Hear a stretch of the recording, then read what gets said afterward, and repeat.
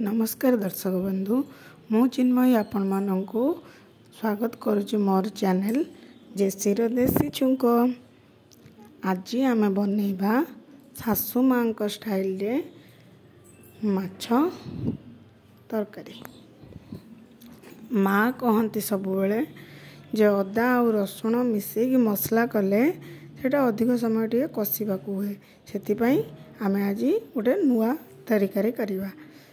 मुझे तेल नहीं जाइए सेपट कड़े किसी माछ भाजवाई छाणी देती माछटा को एटी मु दुईटी मीडियम साइज रो पियाज काटी नहीं तेल रे ताकू भल से फ्राए करुच्ची। टिके लुण भी देदेली से जल्दी जल्दी पियाज झरीज देदेली भल से पियाज को भल कर भाजी देबे। देखंतु पियाज केमिति रेड रेड ही आसुची।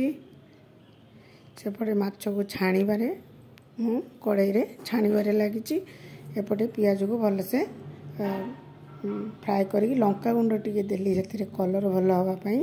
देन खाली रसुण को मु बाटिकी रखिथिली किछि अल्प रसुण जेहेतु आधा किलो माछ थिला सेति मु 50 ग्राम रसुण को छड़ेकी ताको बाटिकी रखिथिली।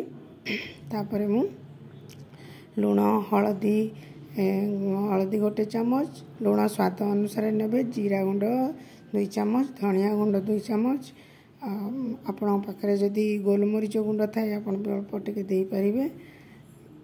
ताको भल करी कषिबे पानी आदौ अबिका देबे नाही। टिके भल कि 5 मिनट फ्राए होला परे सेथिरे टमाटो ऐड करिवे। मु छोट छोट 2टी टमाटो काटिकी रखिथिली ताको ऐड करदेली। आपण चाहिले भी बड़ साइज रो 2टी भी नहीं पारिबे जदि माछ अधिका थिबो तो क्वांटिटी देखिकी आपण नेबे।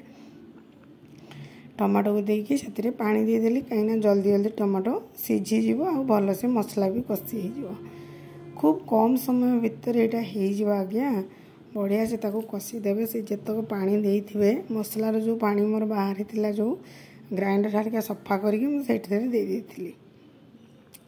बढ़िया से कषिबे बहुत बढ़िया पानी एकदम पूरा सुखीज तेल चारिपट उठी आसो से आपण देखो बढ़िया स्मेल भी आसलानी आ मसला भी बढ़िया से कषि हो गला।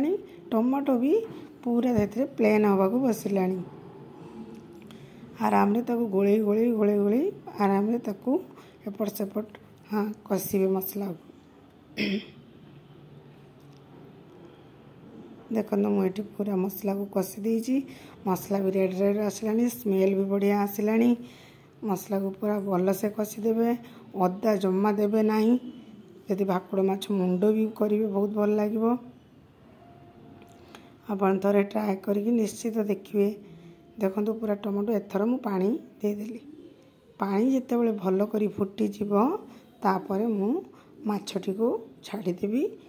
भजा माछ छणा माछ जो रखी छाड़ी और धनिया पत्र किसी देदेबा।